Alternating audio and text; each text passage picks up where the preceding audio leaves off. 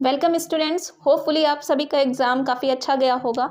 Exam ज़्यादा tough भी नहीं था, ज़्यादा इजी भी नहीं कह सकते हैं, क्योंकि कुछ क्वेश्चंस ऐसे थे जो वाद विवाद वाले थे। काफ़ी क्वेश्चंस कुछ ऐसे थे जिनके आंसर्स दो दो सही थे। अब उनका क्या राइट आंसर होता है ये तो आंसर की डिसाइड करेगी। तो अभी हम CDP के आपको आंसर्स कीज बता देते हैं, लेकिन उससे पहले आपको बता दें कि अगर आप 3 से 4 क्वेश्चन तो देखिए ऐसे छोड़ दीजिएगा, क्योंकि हर सेट में हर क्लास में आपको यही सुनने को मिलेगा 3 से 4 क्वेश्चंस तो ऐसे रहते हैं जो डाउटफुली रहते हैं और वो आंसर की डिसाइड करती है कि क्या उनके राइट आंसर्स रहते हैं। ठीक है, तो अभी हम बाकी जितने भी क्वेश्चंस हैं उन सभी के आंसर्स आपको बता देते हैं और किसके कितने नंबर्स बन रहे हैं वो ज़रूर कमेंट करके बताइएगा। तो चलिए देख लेते हैं फर्स्ट क्वेश्चन। फर्स्ट क्वेश्चन है, उन बच्चों के एकाडमिक प्रदर्शन और बौद्धिक क्षमताओं में धीरे धीरे सुधार आता है जो वंचित परिवेश को छोड़कर समृद्ध परिवेश में प्रवेश करते हैं। उपयुक्त तर्क मुख्य रूप से विकास के निम्नलिखित में से किस बहस की ओर इशारा करती है। तो यहाँ पे जैसे इस क्वेश्चन पे आप देख रहे हो कि इसके दो आंसर बन सकते हैं। एक तो ये निरंतरता या अनिरंतरता, या दूसरा ये आनुवांशिकता बनाम पर्यावरण। तो ये डाउटफुली क्वेश्चन है, तो ये स्टार मार्क कर लीजिए, क्योंकि इसका ये भी सही हो सकता है, ये भी सही हो सकता है। ठीक है, उसके बाद नेक्स्ट क्वेश्चन है क्वेश्चन नंबर 2। अदर्शन है, when we look at childhood as a single category we lose out the social and culture difference between children with regard to gender, ethnicity, social class. Reason है childhood is a social construction. ठीक है, कह रहा है जब हम बचपन को एक ही श्रेणी के रूप में देखते हैं तो हम जेंडर, जातीय, सामाजिक वर्ग के संदर्भ में, ठीक है, संबंध में बच्चों के बीच सामाजिक और सांस्कृतिक अंतर खो देते हैं। कारण है बचपन एक सामाजिक संकल्पना है। तो यहाँ पर जो है आपका दोनों ही आंसर्स राइट हैं और आर आपके एक ही व्याख्या भी करता है। ठीक है, नेक्स्ट क्वेश्चन है, निम्नलिखित में से कौन सा कारक जीन पियाजे द्वारा प्रस्तावित संज्ञान में परिवर्तन करने वाले कारकों में से नहीं है। तो आप सभी को जैसे कि पता है कि कल्चरल टूल्स जो हैं वो आपके सांस्कृतिक उपकरण जो आपके वाइगोत्स्की ने कहा था, इन सब के बारे में, ना कि जीन पियाजे ने कहा था। ये तो सभी को पता है, सिंपल क्वेश्चन था और सबने, मेरे ख्याल से सबने इसका आंसर राइट दिया होगा। नेक्स्ट क्वेश्चन है क्वेश्चन नंबर 4। जीन पियाजे ने माना था कि सीखने की प्रक्रिया पूरी तरह से आनुवंशिकता पर निर्भर है। ठीक है, और वहीं अगर कारण की बात करें तो विकास आनुवंशिकता और पर्यावरण के बीच पारस्परिक क्रिया का परिणाम है। तो ये भी बात अपनी जगह सही पर है। तो यहाँ पे देखिए दो आंसर्स बन सकते हैं, या तो दोनों सही हो सकता है। जीन पियाजे के रिगार्डिंग अगर देखा जाए तो फिर ये बात सही है, लेकिन फिर उस जगह पर यहाँ पर फिर पर्यावरण भी आ गया आनुवंशिकता के साथ साथ। ठीक है ना, तो यहाँ पे दो आंसर बन सकते हैं, ए भी, और ये आंसर नंबर 2 भी बन सकता है। ठीक है, नेक्स्ट है क्वेश्चन नंबर 5। जीन पियाजे के अनुसार जब एक बच्चा अपने मौजूदा संज्ञानात्मक संरचनाओं के अनुसार नए अनुभव को नहीं समझ पाते तो वे किसको अनुभव करते हैं? वह असंतुलन, ठीक है, असंतुलन को अनुभव करते हैं और किसका सहारा लेते हैं? अनुकूलन का। ठीक है, तो इसका आंसर नंबर फर्स्ट हो जाएगा। नेक्स्ट क्वेश्चन है 6। जीन पियाजे बच्चों को विचारों के सक्रिय हेर फेर कर्ता के रूप में देखते हैं। वही वाइगोत्स्की बच्चों कैसे देखते हैं? सामाजिक संदर्भ में सक्रिय कर्ता के रूप में, जैसे कि सभी को पता है। तो ये आंसर सभी ने आई होप कि सही किया होगा। एंड एक बात आपको और बता देते हैं कि आप सभी के सेट्स अलग अलग होते हैं, तो सभी के सेट में आंसर्स यानी कि क्वेश्चन आंसर जो हैं वो ऊपर नीचे होते हैं, तो अपना आप ढूंढ लीजिएगा। अगला क्वेश्चन है, लॉरेन कोहलबर्ग के सिद्धांत में नैतिक विकास की अवस्था के निर्धारण के या फिर के आधार क्या है? ठीक है, तो ये व्यक्ति की आयु, तो उन्होंने जैसे आयु में व्यक्तियों को बांट रखा है। ठीक है, सभी की स्टेजेस बना रखी हैं, लेवल्स बना रखे हैं। उसके बाद व्यक्ति की अनुक्रिया में अंतर्निहित तर्क, तो भाई नैतिक तर्कना तो इन्होंने दी ही है, ये तो सबको पता है। तो ए और सी तो सही है। वही बात कर ले अगर बी की, तो बी में ने कहा व्यक्ति द्वारा दिया गया उत्तर चोरी के पक्ष व विपक्ष में, तो यहाँ आंसर नंबर बी आपका रॉन्ग है। तो आंसर सी एंड ए और सी आपका राइट है, यानी कि आंसर नंबर 2 आपका सही होगा। ठीक है, नेक्स्ट क्वेश्चन है, लेई वाइगोत्स्की के अनुसार संज्ञानात्मक विकास के मायने हैं। इसका आंसर नंबर आपका 1 हो जाएगा, मनोवैज्ञानिक उपकरणों के प्रयोग में महारत हासिल करना।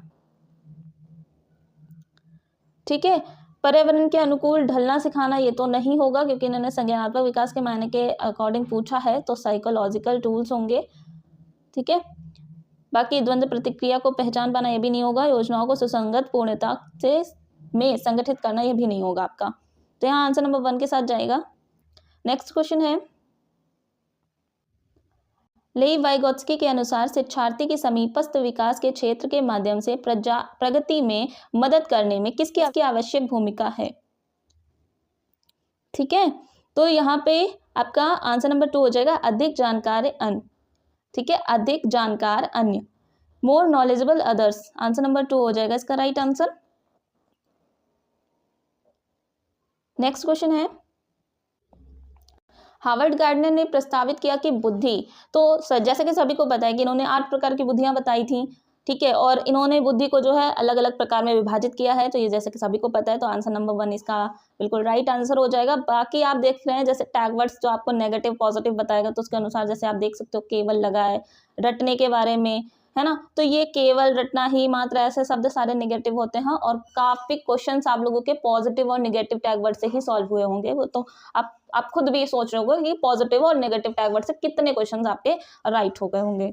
ठीक है ना, तो नेक्स्ट क्वेश्चन है, प्रगतिशील शिक्षा क्या है?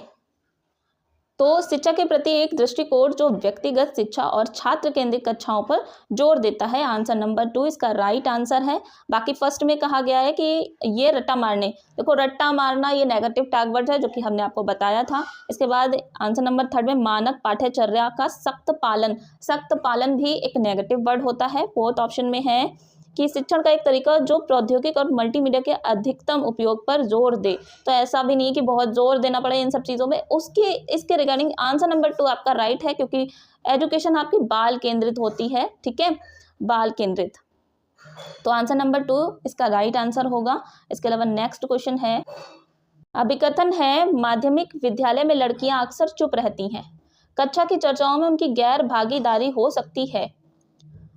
तो अभिकथन तो आपका पूरा गलत ही दिया हुआ है। ठीक है, गलत ही दिया हुआ है, जेंडर रूढ़िवादिता से आ गया। फिर उसके बाद कारण दिया, आनुवांशिकता बनावट को देखते हुए लड़कियां माध्यमिक विद्यालय में चुनौतीपूर्ण पाठ्यचर्या को समझने और उनका सामना करने में सक्षम नहीं है। तो भाई ऐसा थोड़ी ना होता है। ठीक है ना, तो यहाँ पे आप देख पा रहे हो कि जैसे अभिकथन भी गलत है, तो कारण भी आपका डेफिनेटली 90% कारण भी फिर गलत ही होता है, 10% चांस ऐसे होते हैं कि सही हो। ठीक है, तो यहाँ पर आंसर नंबर 4 हो जाएगा, इसके दोनों ही गलत हैं। नेक्स्ट क्वेश्चन है, मूल्यांकन की प्रकृति कैसी होनी चाहिए और मूल्यांकन का कार्य कैसा होना चाहिए? ठीक है, तो जैसे कि सभी को पता है कि भाई इनकी जो नेचर है मूल्यांकन का गतिशील होता है, हमेशा बदलता रहता है। ठीक है, गतिशील होना चाहिए समय के साथ, और कैसा होना चाहिए? प्रामाणिक होना चाहिए। ठीक है, ऑथेंटिक होना चाहिए, तो इसका आंसर नंबर 1 होगा। नेक्स्ट है, अभिकथन दिया हुआ है क्वेश्चन नंबर 14 में, ऐसा उपयुक्त माना जाता है कि अधिगम के लिए आकलन करते समय मानकीकृत परीक्षणों पर निर्भर नहीं करना चाहिए, और कारण दिया है कि निकष संदर्भित परीक्षण में प्राप्त अंकों की तुलना एक निर्धारित प्रदर्शन मानक से ही की जाती है।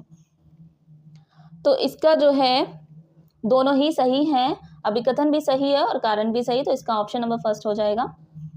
नेक्स्ट क्वेश्चन है, निम्नलिखित में से कौन सा एक प्रश्न का उदाहरण है जो छात्रों में विश्लेषणात्मक कौशल को बढ़ावा देता है? ठीक है, एनालिटिकल स्किल्स। ठीक है, किसको प्रमोट करता है? एनालिटिकल स्किल्स को। तो ऐसा क्वेश्चन जिसमें बच्चा थिंकिंग करे, सोचे, अवलोकन करे, ठीक है ना, तो ये आंसर नंबर 3 हो जाएगा। स्तनधारियों ने अपने को वातावरण के लिए कैसे अनुकूलित किया है?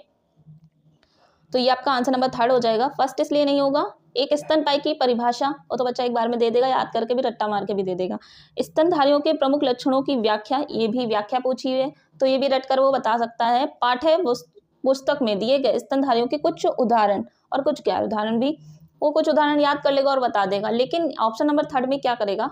वो सोचेगा। ठीक है, थिंकिंग करेगा, तब जाके बताएगा। तो आंसर नंबर इसका 3 हो जाएगा। नेक्स्ट क्वेश्चन है, अभिकथन दिया हुआ है, एक समावेशी कक्षा विभेदित निर्देश का पालन नहीं करती है, और कारण दिया है समावेशन एक नीति है जो एक जैसे सीखने के लक्ष्यों, रणनीतियों और मूल्यांकन विधियों को प्रदान करके समान अवसरों पर जोर देती है। तो यहाँ पर इसके देखिए पॉजिटिव होके भी निगेटिव बना हुआ है, ठीक है, पॉजिटिव होके भी निगेटिव बना हुआ है। तो ये विभेदित निर्देशन का पालन नहीं करती, ऐसा नहीं है, करती है। तो यहाँ पे नोट दिया हुआ है। इस हिसाब से ये ऑप्शन नंबर फर्स्ट आपका जो अभिकथन है वो गलत है और कारण भी इसी हिसाब से गलत है। तो ऑप्शन नंबर फोर्थ हो जाएगा, ए और आर दोनों गलत। नेक्स्ट क्वेश्चन है, व्यक्ति प्रथम भाषा का उपयोग जैसे कि अधिगम अक्षम छात्रों के बजाय अधिगम अक्षमता वाले छात्रों के संबोधन का उपयोग करना। तो इसका ऑप्शन आपका हो जाएगा आंसर नंबर 2, समावेशन के मानवाधिकार दृष्टिकोण के अनुरूप है, ठीक है, इसका आंसर नंबर 2 हो जाएगा। अब देखिए क्वेश्चन नंबर 18 में क्या कह रहा है कि दृष्टिबाधित बच्चों की जरूरतों को पूरा करने के लिए सहायक तकनीकी उपकरणों के उदाहरण में क्या शामिल है। तो ए में कहा है वैकल्पिक कंप्यूटर इनपुट उपकरण, जो कि नहीं होगा। ब्रेल लिपि, बी होगा आपका ब्रेल लिपि, दृष्टिबाधित बच्चों के लिए ब्रेल लिपि का यूज किया जाता है, तो सभी को पता होगा। फिर सी में है वाक पहचान सॉफ्टवेयर, भाषण से पाठ, तो ये भी सही है। डी में क्या है सांकेतिक भाषा का प्रयोग, तो बच्चे देखो यहाँ पे सांकेतिक भाषा नहीं होगा, ठीक है, सांकेतिक भाषा का यूज नहीं होगा, यहाँ पे सिर्फ आपका बी और सी होगा, ठीक है। बच्चे दृष्टिबाधित है तो सांकेतिक भाषा का क्यों ही यूज होगा, ठीक है। तो यहाँ पर बी और सी राइट आंसर होगा, थर्ड नंबर। नेक्स्ट क्वेश्चन है, स्वलीनता वाले विद्यार्थियों के समावेशन का समर्थन करने के लिए ऐसा उपयुक्त माना जाता है कि, तो इसका राइट आंसर होगा यादृच्छिक दिनचर्या का प्रयोग करते हुए एक अव्यवस्थित विन्यास की रचना करनी चाहिए, ठीक है, आंसर नंबर इसका थर्ड हो जाएगा। नेक्स्ट क्वेश्चन है, कक्षा में प्रतिभाशाली और रचनात्मक बच्चों की जरूरतों को पूरा करने के लिए क्या महत्वपूर्ण है। उन्हें सीखने की प्रक्रिया में व्यस्त रखें और उनकी दिलचस्पी बनाए रखें, बिल्कुल सही है। उन्हें विस्तृत और स्पष्ट निर्देशन प्रदान करें, ये तो उतना सही नहीं लग रहा है। सुनिश्चित करें कि वे साथियों की तुलना में उच्च ग्रेड, तो उच्च ग्रेड नहीं भाई, ये नहीं होगा। भावात्मक आवश्यकताओं के बजाय उनकी संज्ञानात्मक आवश्यकताओं को प्रधानता ज़्यादा दें, तो ऐसा भी नहीं है। तो यहाँ पे आंसर नंबर आपका फर्स्ट राइट होगा। बाकी नेक्स्ट क्वेश्चन है, कक्षाओं में छात्रों की असफलता से शिक्षिकाओं को किस प्रकार निपटना चाहिए। तो इसका आंसर नंबर आपका फर्स्ट हो जाएगा, अपनी खुद की शैक्षणिक रणनीतियों का आलोचनात्मक परीक्षण करके, ठीक है, by critically examination their own pedagogical strategies, ठीक है, पेडागोजिकल स्ट्रेटजीज यानी कि आलोचनात्मक परीक्षण करके, ठीक है। तो यहाँ पे अनुत्तीर्ण छात्रों को सुधार अत्यधिक सुधार से नहीं होगा, बुद्धि आकलन करके उत्तीर्ण छात्रों का मानकीकृत बुद्धि परीक्षण भी नहीं होगा। छात्रों की जाति की पहचान करके माता पिता को, अरे भाई जाति की पहचान करके माता पिता को क्या ही मतलब बनता है, ठीक है। तो यहाँ पे आपका आंसर नंबर फर्स्ट, बाकी जितने हैं आपके टैग वर्ड से आपको समझ में आए गए होंगे। नेक्स्ट क्वेश्चन है, संरचनावादी अधिगम के पूर्व ज्ञान की क्या भूमिका है। पूर्व ज्ञान सीखने की प्रक्रिया में बाधा बन सकता है, तो नहीं, ऐसा नहीं है, ये नेगेटिव हो गया। संबंध बनाने और नए अधिनियम को सुगम बनाने के लिए पूर्व ज्ञान महत्वपूर्ण है, तो बिल्कुल सही बात है। हम बच्चे के प्री नॉलेज को जोड़ के उसको आगे का नॉलेज देते हैं, ठीक है। प्री नॉलेज पहले हम जानते हैं उसको क्या, कितनी, कोई टॉपिक पढ़ाना भी तो पहले जानते हैं उसको, उस टॉपिक के बारे में पहले से क्या प्री नॉलेज है, ठीक है। उसके बाद थर्ड में कहा है पूर्व ज्ञान केवल, देखिए केवल ही, मात्र सारे नेगेटिव वर्ड हैं, हमने इसीलिए कहा था कि negative word it is very very helpful for your examinations, तो इसीलिए बोला था कि पढ़ के ज़रूर जाइएगा। फिर फोर्थ में कहा है पूर्व ज्ञान केवल, इसमें भी देखिए केवल आ गया, तो केवल केवल पहली बात तो ये दोनों ही आंसर्स कट गए। और ऊपर में क्या कहा है कि पूर्व ज्ञान सीखने की प्रक्रिया में बाधा, तो बाधा नहीं बनता है, तो ये भी आपका रॉन्ग हो गया, तो आपका राइट आंसर एलिमिनेट हो गया, सेकंड आपका राइट आंसर होगा। नेक्स्ट क्वेश्चन है क्वेश्चन नंबर 23, एक संरचनावादी कक्षा में शिक्षक छात्रों को स्वनिर्देशित शिक्षार्थी बनने में कैसे सहायता कर सकता है।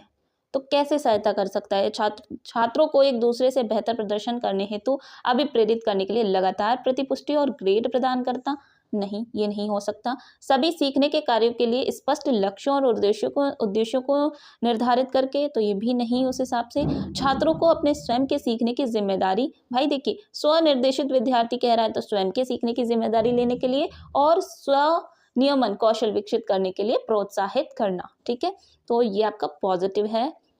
और फोर्थ में आपका कहा है सभी सीखने के कार्यों के लिए विस्तृत और निर्देशात्मक निर्देश प्रदान करना, तो ये भी उस हिसाब से। यहाँ पे आंसर नंबर आपका थर्ड ज़्यादा सही है और बिल्कुल सही है ये वाला। ठीक है, तो आंसर नंबर थर्ड के साथ जाएंगे। नेक्स्ट क्वेश्चन है, अभिकथन दिया हुआ है, एक माध्यमिक विद्यालय की शिक्षिका अपनी कक्षा के छात्रों को बेहतर ढंग से समझने के लिए उनके जो है माता पिता के साथ नियमित संपर्क में रहती है। और कारण दिया है, समुदायों को यह निर्देशित करना चाहिए कि बच्चों को कैसे और क्या सीखना चाहिए। ठीक है, तो यहाँ पे दोनों ही बातें सही हैं, इसलिए आंसर नंबर आपका फर्स्ट हो जाएगा। सो नेक्स्ट क्वेश्चन है, क्वेश्चन नंबर 25। देखिए क्या दिया हुआ है, शिक्षार्थियों की समस्या समाधान कौशलों को उन्नत करने के लिए शिक्षकों को क्या प्रोत्साहित करना चाहिए? तो विश्वास, दृढ़ता और शिक्षार्थियों के बीच परस्पर चिंतन को बढ़ावा देना चाहिए। आंसर नंबर इसका फर्स्ट होगा, तो जिन्होंने भी फर्स्ट लगाया होगा उनका एकदम राइट आंसर होगा।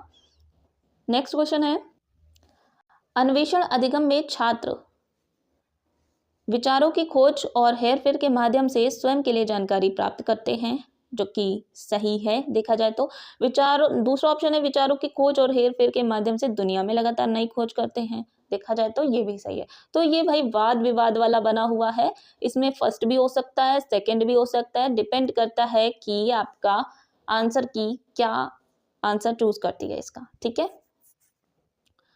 नेक्स्ट क्वेश्चन है, यह महसूस करते हुए कि वह विज्ञान कक्षा में ध्यान नहीं दे रहा है और इसलिए वह सम प्रत्यय को समझने में असमर्थ है, रमेश कक्षा में सबसे आगे बैठने का फैसला करता है ताकि वह ध्यान केंद्रित कर सके। रमेश सीखने की किस रणनीति का उपयोग कर रहा है? तो अरे भाई सबको पता है कि मेटाकॉग्निशन यानी कि अधिसंज्ञान की। ठीक है, मेटाकॉग्निशन अधिसंज्ञान की। नेक्स्ट क्वेश्चन है, संज्ञान के संदर्भ में भावनाओं के बारे में निम्नलिखित में से कौन सा कथन सही है?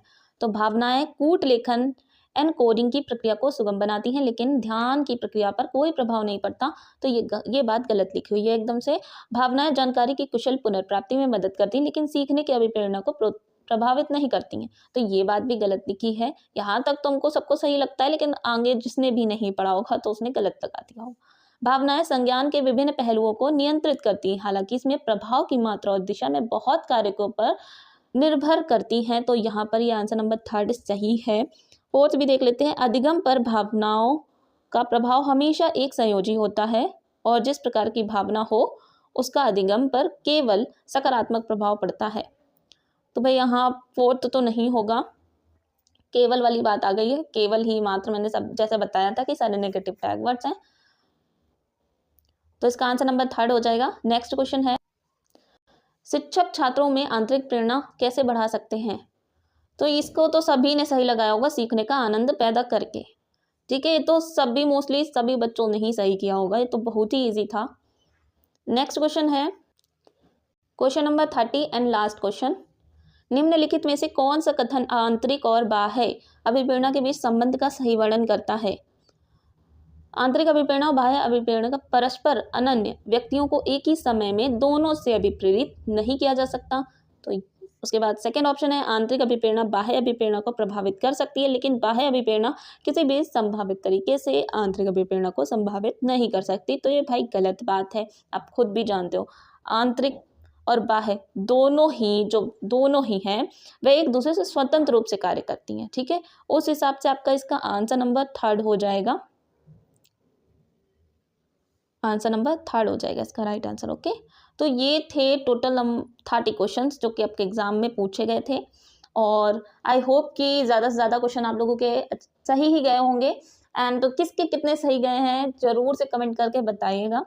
एंड टैग वर्ड से तो बहुत सारे क्वेश्चन थे, और जिन्होंने टैग वर्ड की क्लास देखी होगी उनके ज़्यादा से ज़्यादा क्वेश्चन सही निकले होंगे। आई थिंक अबाउट कि उनके बहुत सही निकले होंगे। ठीक है, बाकी ओवरऑल अगर क्लास अच्छी लगी हो तो चैनल को लाइक शेयर और सब्सक्राइब ज़रूर करिएगा। Thanks for watching this video, मिलते हैं नेक्स्ट वीडियो पर।